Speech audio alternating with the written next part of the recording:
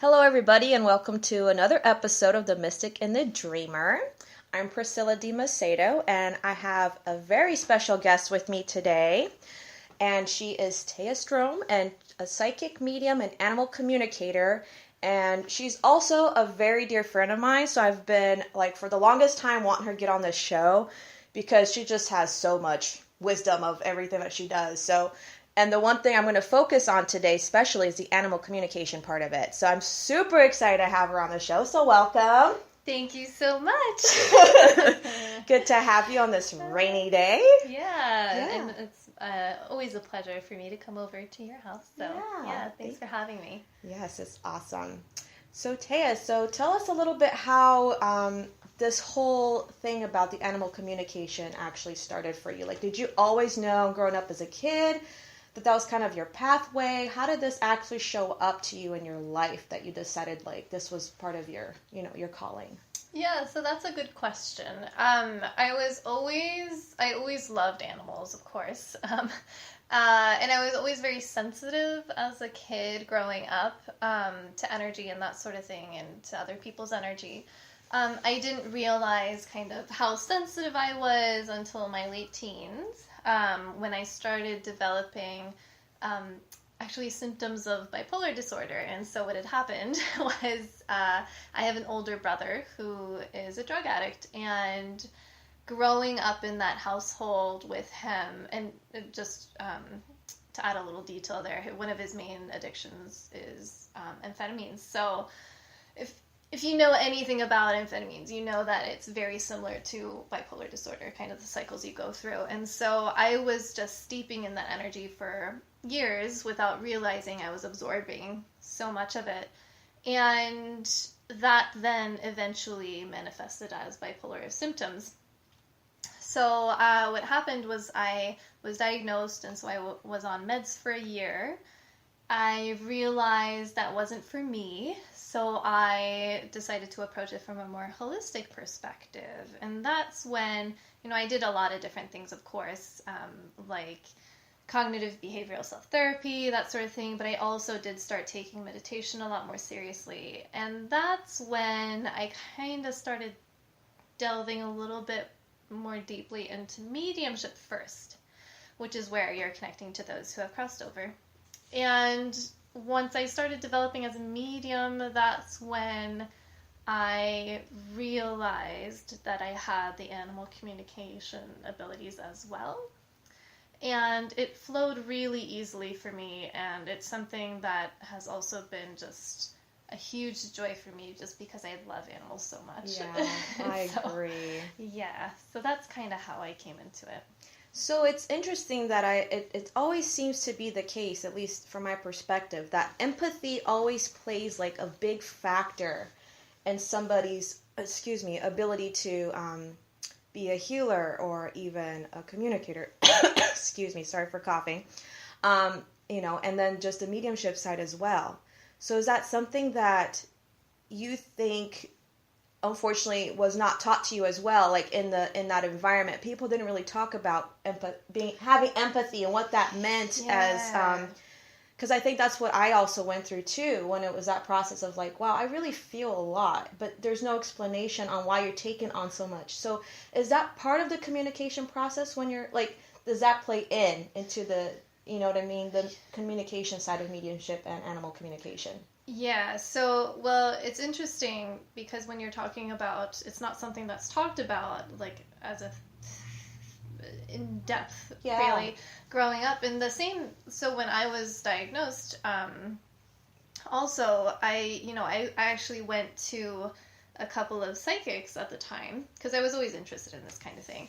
And when they looked at my energy, they were just we honestly don't see the bipolar. Mm-hmm. In your energy field, we think you're just sensitive. But at the time, what I thought that meant was that I'm overreactive. Oh. And so just looking back on it, my mind is blown, because had I realized what they actually meant, oh my god, it would have been a very different journey for me from the get-go. And so that's what just comes to mind because we don't talk about it in the way that how it works. So what do you mean? Like what we mean now by empathy is that, we're feeling, or being an empath is where we're feeling other people's emotions, and even like physical sensations, yes, as absolutely, if they're our own. Yeah. And that was definitely what was happening with me, with my whole connecting or absorbing so much of my brother's energy. And so that is definitely something that does happen during animal communication as well. When I'm doing animal communication, I'm connecting to them soul to soul. And so all that information or energy from them is then being filtered through my psychic senses. So, seeing images in my mind's eye, sometimes hearing words in my head, but also feeling feelings in my body. So, yeah. So that is definitely part of how you became so good at communicating with the animals, I suppose, as well as people that have crossed over. I just think that's such a big key. I think sometimes, like you said, that gave me such a light bulb moment when you said the word sensitive, because I could totally see how you would take that as like, I'm overreacting. Is that what, it's all my fault, when they're actually meaning like you can actually feel other people's feeling and your environment to another level. And, there is that gift of being sensitive, and there's that other side that most people can relate to that is very hard. So when you comes to like communicating with animals, I guess to me it feels like people are more complicated. I've said this to you before. So do you find that like because you're connecting with people in their soul level as well, right? Mm-hmm. So do you still think that there's that filter for you, because as a human being there are more complications to life as they're coming in? Or do animals actually have the same things to tell us as humans do, like about relationships, about, give us your perspective, because most people don't, I guess to me, most people don't understand what animals are actually communicating through you. Like, what are they actually saying? Why are they coming through, and what are they saying mostly? Yeah, so it's interesting how I like to view, or how I like to approach animal communication is very much from the perspective of that they're just as unique and individual as humans are. And I do find that a lot of animals have a lot of weird stuff happening in their life, but also because they're around humans all the time as well. And so they will make reference to their own weird stuff, and they'll make reference to the weird stuff that their humans are going through, that they also feel a part of, even if it's, if their human is going through changes at their work or changes in relationship. They generally will know about those things, even if it's not stuff that the animal has been around, because they're so connected to the human's energy. That is interesting. So they're very, very in tune. Oh yeah. And it's interesting because we take that for granted, that just because they don't communicate like us when they're alive, that they don't really, that I think humans don't realize how intelligent animals really are, and how they're serving a purpose here that we actually take for granted. I mean, do you think they have, like, when you talk to animals, that have crossed over or they're actually here, because I know you do both, what do you see from your side? Like, why did their messages resonate to humans? Like, is it a healing message? What do you think that their actual mission is, I suppose, like as animal companions, or in that soul level, I suppose, or do you even get that far with that? Yeah, I do sometimes. Yeah. A lot of the time, of course, when it's an animal that's crossed over that's coming through in a reading, of course, they will usually make reference to kind of their bigger soul purpose of when they were living. But also, even living animals will sometimes reference that as well, and it can vary. Sometimes it is, helping their human companion through difficult transitions in their life. It can be as emotional support. It can be they have a lesson around self-love, or it can be or compassion, or it can be a billion different things. Yeah. But that yeah. is so interesting. I can relate. I mean, you've met my dog. She's crossed over a long time ago, but her name is Maya. Very fitting. But, that's something that I truly felt once the grieving process, came to an end for me, was that I realized she was at my life at the exact moment where I had such a huge transition. And just having her as an emotional support system for me was like the biggest blessing I could ask for. And I realized that, because when you're in that even though you know that the dog, is there, they love you unconditionally, it's like, I guess I saw a different perspective than what I actually got from just having her there, So I appreciate her even more, knowing that that's exactly why, she came is, and I mean, that's what I believe. A lot of people have their beliefs on, obviously, reincarnation or how, souls are, but, my belief is that that emotional support was very much something she came in to help me with, and vice versa. I mean, I think we save we save each other somewhere along the lines, Oh, yeah. Yeah, so it's really interesting. So do you also, so is there any big difference really when you communicate with animals that are actually here with their alive versus them crossed over, or is there not much of a big difference when you actually communicate with them? When it comes to the process, you mean? The process, yeah. Yeah, so it's actually, to me, it feels very similar. Does it? Very much, and how I like to explain kind of intuitive or psychic abilities in general is whatever your awareness is on, that's what you're connecting to. So for me, it's, I'm just placing my awareness and connecting to an animal who's living versus connecting to one who's crossed over. And or if I'm connecting to them crossed over, I just place my awareness on them instead. So it's just it's the same process of me connecting soul to them, whether they're living or past, and then I still receive the information in the same ways through my psychic senses. The messages sometimes will, of course, vary because once they've crossed over, they have they've gone through their own passing, and they might have specific messages around that whole ordeal. I just think it's so fascinating what you do. It's just amazing. So, you also talk to exotic creatures. Yes. So what is the one that you just talked to, just recently, actually, didn't you? Or what's the most exotic one you've done so far? Well, I've had a couple interesting experiences with animals. Actually, these were crossed over. Basically, I had a client who had worked with rescued tigers and black leopards, Wow. I think. That is so cool. And so during the reading I had for her, I connected to a few of them who had crossed over. And it was, every soul has a different feeling to them. Whenever I'm connecting to them, it can, it's kind of like how you can kind of get a sense of a person's personality just by seeing them across the room. Or even just saying hello.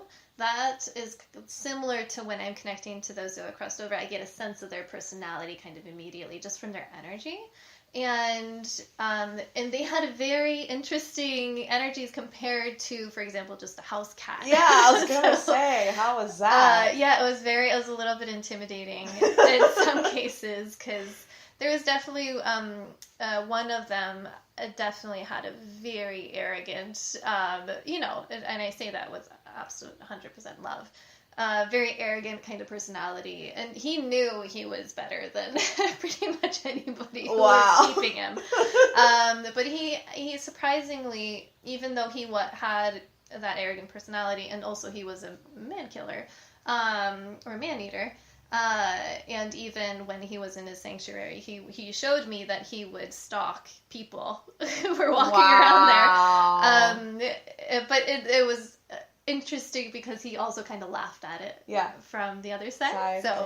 But yeah, even though he had those parts of his personality, he also had some really healing messages for his caretakers. So it was really, really interesting. Wow. Yeah. That is fascinating. And all animals, when they cross over, they definitely have kind of a bigger perspective. Yeah, and they're oversoul. I mean, I'm sure they see more. I mean, And I think that, these big cats also had a very big, an expanded perspective and awareness of their life, and also of kind of the purpose of it all. Yeah, that's it always makes me wonder if there was actually that huge difference, with a house cat. Like, and I'm glad you actually said that, because I could just imagine, like, you're like, there's a big presence, here. Is this still a predator? Because what's happening? Like, I could totally see, like, me, I'll be feeling all this, like, whoa, my heart's racing, what's happening? But I will say, though, that sometimes just connecting to a dog or a cat, sometimes their souls are huge too, and have that kind of same feeling to them. And so it very much depends on the animal, not necessarily what they were in life, or it depends on their soul, not necessarily what they were incarnated as. Okay, that makes sense. So since you do communicate with animals, what would you tell us humans, that you would think that the animals would like us to know? Like, concerning whatever it is, because since you talk to them so much, I'm sure there's an overall sense of, like, theme, or maybe a message that they would like. I wish my humans knew this. You know what I mean? Right.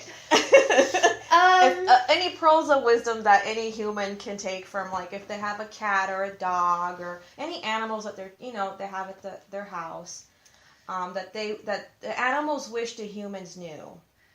I think, first of all, just how much the animal actually understands you. I think that's 100% one of the things that comes up quite a bit. Also, even just during a reading, they will make reference to things that the human has actually said to them, or, like, just been thinking about. It's sort of like they'll make reference to those things to prove that they do understand. Yeah, they're there. Yeah, they listen. They're tuning in. They might not do what you told them to, but they heard you. They know the ins and out of your intimate relationships. Oh, yeah. So everything. It's hilarious. So I think that's one of the things, and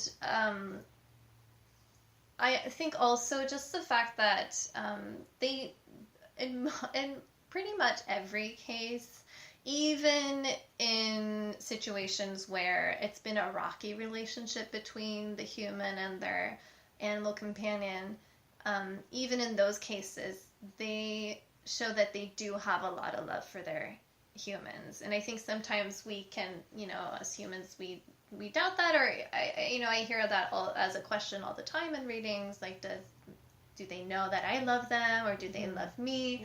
Yeah. Which is the same question. We also do that of the ones that crossed over from our family. Sometimes we have those doubts, or we have these questions. They know how much they really, I love them, Mm-hmm. So it's like almost the same messages. Yeah. And of course they do. Yeah. Mm-hmm. Oh, I want a pet now. I'm waiting. I know. It's getting I need more emotional support, as you can tell. That's funny. Their animals are amazing. I can't believe, like, it just really blows my mind that for so long that some individuals don't realize that how much power an animal actually has with just healing ability, or diffusing a situation, protection, or just looking out, I think we take all those things for granted. So I have a hard time amongst a lot of people when you see that animal cruelty being played, or I mean, that's a different subject, but it's just something that it kind of is still, holds that in your heart, like, wow, humanity still has a long ways to go.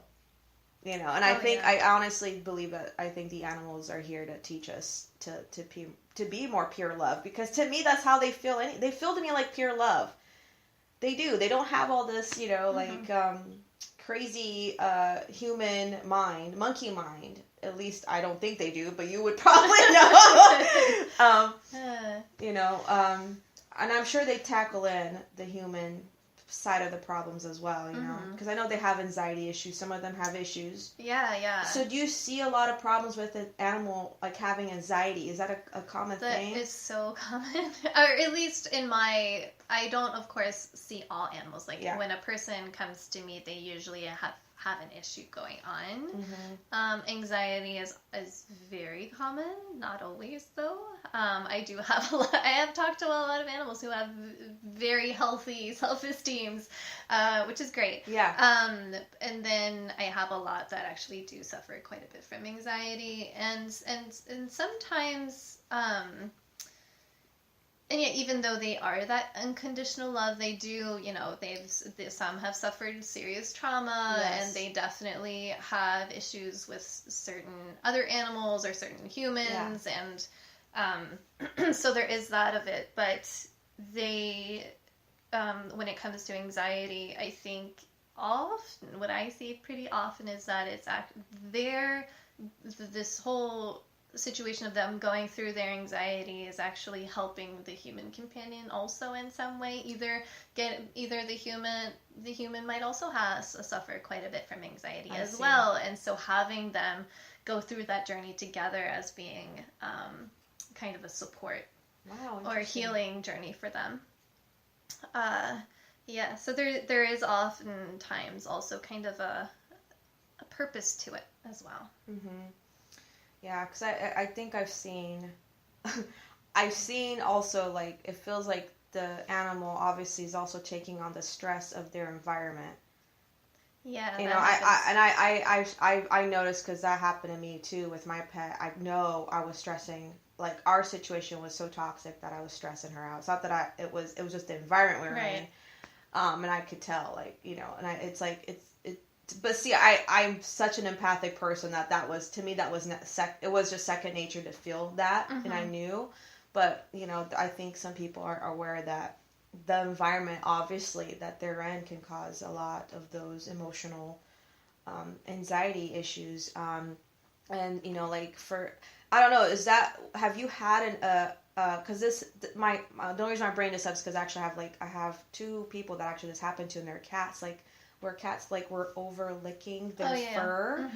And to me, it seemed like a stress thing, but I didn't know because I'm not a vet, obviously. But have you had that issue where, like, you can tell, like, they're like, you know, over licking their fur, or like that being a stress response? Yeah, absolutely. Yeah. It can be that. It could also be other things. So of course, it could be food allergies. It could be true. All kinds of things. But yeah, that's very common stress response for sure. Yeah. Poor little animals. They're just, I love them so much. I could go on about this whole subject matter. So do you believe that everybody has, like, this animal communication gift as well? Or what would you explain to people that actually, I know some of them are very interested in this. Of course, I would say, see Thea's classes, go to her classes, go to her website, check her out. And we'll definitely do that at the end. But do you feel like every human being has a capacity to do this? So how I usually explain it is that I feel that everybody has the kind of hardware to do it, meaning everybody has what is called the psychic senses or the intuitive senses. So clairvoyance, so seeing images in your mind's eye, also hearing in your mind, also feeling in your body, and then kind of a knowing as well. Everybody has that, or at least I believe so. And if you have that, then you can technically 100%, everybody can develop to become an animal communicator. And we are all a lot more intuitive than we think we are. And a lot of my readings, I'm just confirming the things that the human kind of already suspected or kind of already knew. And so I see it all the time. People are so much more intuitive than they think they are. So I feel that, yes, 100%. A lot of the work is, of course, learning to trust it. Or first of all, learning to discern what is actually the intuitive information versus what is just made up in your mind. And then also trusting it. Yeah. I think that's a good point. With intuition, it's almost like you have to really start trusting yourself, right? Mm-hmm. And I think I was talking about this in the last podcast but that was a divination, which also can help. But the fact that you also have to like kind of be in tune to like your own feelings and your own symbolism, but it takes you a little bit to just keep going and trusting yourself. But that's why I always suggest like write stuff out so you can like at least go back and be like, oh yeah, you know. At least that's what helped for me too. But I think that the more, because I do believe we're 6 sensory beings, you know? I don't think we're just 5 sensory. I mean, that's bullcrap, and you're proof of this, of course, because there's many mediums, there's many psychics, there's many people out there that can tap into that, but I don't think we're exception. I think we all have this ability, and it just comes from kind of unlearning some of this program, right? Oh, yeah. It's interesting. Yeah, I love the way you say that, because it is, sometimes we kind of make it a big deal in our mind, like, oh, learning to do animal communication is like this big thing, like this big hurdle you have to go get across, but it's actually just kind of like releasing a lot of these ideas that we carry around about our abilities, that we can't do it or that it has to be hard. It's actually very simple. Like I said, when I'm doing a reading really is just like placing my awareness on what I want to connect to, and then just shifting my perception a little bit. And it's not this big ritual. It's not this big thing that I had to go and learn for many, many years. You know, it's a lot more simple than we think it is. Yeah, thanks for saying that, because I honestly think that's kind of like where the human, I don't want to say evolution, because I don't think that's what I'm trying to say. I'm just saying I think that's where our level of awareness as human beings needs to be more in focus. Mm-hmm. And I think that's exactly why this is all needed, because we are making these quantum leaps, you know, in our own awareness field, in our own consciousness. And that is exactly what you're doing. You're tapping into that soul's consciousness, or you're mm-hmm. tapping into the source consciousness, or you understand. And so we make it sound like it's like this big woohoo to do, you know. Of course, I think the way you do it and how you practice also makes it easier for somebody, especially if they're doing it for a while. Sure, I always believe practice obviously 100%. Makes perfect, and I'm not a perfectionist, but that's exactly it. If the more you practice, oh my God, the better you're gonna get away, you know, with all this amazing information and just like listening in tune. But for me, I think, and you brought this up, which I'm glad you did, thank you for that, to trust yourself and the intuition, how everybody has it. I think for me, the hardest part, and it is still sometimes, is getting myself out of my own way. Mm-hmm. You know, it's like, get Priscilla out the door, let's get her, like, out, and then let's, like, when I'm in an open channel, it's like, wow, I'm like an amazing conduit. Like, oh, I can see this, I can... Yes. So, but, like, it's like, I figured it out, that I'm the one that's standing in the way of the communication. Because, you know, if I'm, like, carrying all the stuff with me, all the thoughts of the day, all the, like, I'm not focused, as you said. Mm-hmm. If I'm not, like, focused, if I get myself out, it's, like, usually things go a little better. So it's, like, just kind of knowing those nuances of shifting your energy and kind of being focused. So I'm glad that you said that we can actually learn to do that. Oh, yeah, of course. Of course, it helps to have an interest. You know, it helps to, when it comes to animal communication, it helps hugely to just love animals, all kinds of animals, and just, like, feel like every time I meet an animal, I just am automatically just saying, I love you to every single one of them. It doesn't matter what kind. So that does help, and also just having the interest is, of course, very crucial. Oh, yeah, absolutely. Yeah. Of course, if it's a passion of yours, you know, and you're so interested in stuff like that. I could see that. So you actually do courses throughout the year, right? Yes, I do. So do you have any of them coming up here? I do actually. In June, I am teaching an animal communication class, and that, for those who are in the Portland, Oregon area, it will be in North Plains, which isn't too far from Portland, and I'm teaching it at a stables.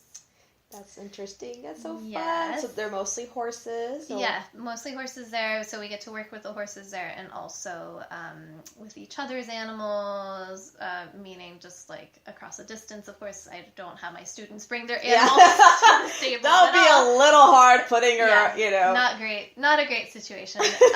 Cats in the car. Let's go. And also with animals that have crossed over. Yeah. So you get a wide variety of practice, and you know that I'm a big fan of practice. Yeah. Are you doing any practice circles recently here? I haven't now. Yeah, I was just curious if you were. And just so that listeners can know, will you give them your website information? Sure. So my website is Thea Healer. That's THEA Healer, HEALER.com.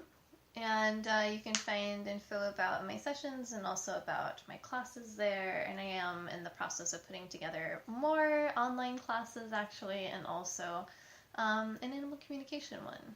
Yeah, that's. I get asked a lot about animal communication. So I was like, go Really? see Thea. Yeah, because I think a lot of, I think that's one way a lot of the, at least people that I know, that's how they open their awareness at first too, is like to get comfortable with, because that's such a, that animal's with you, that pet is with you like daily, you know, so they get more curious about also what's going on in their life, you know, and all the benefits that also this animal gives you. So I think that's a great way to get even started in an intuition per se, because it, you know, That's true, yeah. it'll be fun, I think, to just talk to an animal for a while and see what they're up to, see what they have to say. Yeah, like I said, I think human beings are way complicated. So I'm glad I don't do mediumship for that reason, unless it comes to me, but that's very rare. Yeah. But it's like it's true. When humans. You know, I think everything has nuance to it, though. Like, even animal, you know, but definitely humans. There's a lot going on. There is definitely like stories and oh my gosh, so much going on. Maybe that'll be another topic we'll discuss about mediumship. Well, guys, I'm going to wrap this up because it's almost that time. But I just wanted to thank you all for listening, and I think our next episode is actually going to be a little bit about astrology. Actually, the Saturn-Pluto conjunction happening in 2020, which is like every astrologer is like, oh my God, and for good reason. So Peter will be back, and we'll be talking about that. So, but if you are very interested in animal communication, mediumship, and all of this, please contact Thea at her website. And she's an awesome, oh my God, she always has the best stories too. Like when she tells me, I'm like, oh my God, the animal, you know, she has an amazing gift. That's all I'm going to say. Like, totally go see her if you need that. Okay, till next time. Thea, you can say bye as well. Thank you so much for having me. Yeah, no problem. See you next time. Bye. Bye.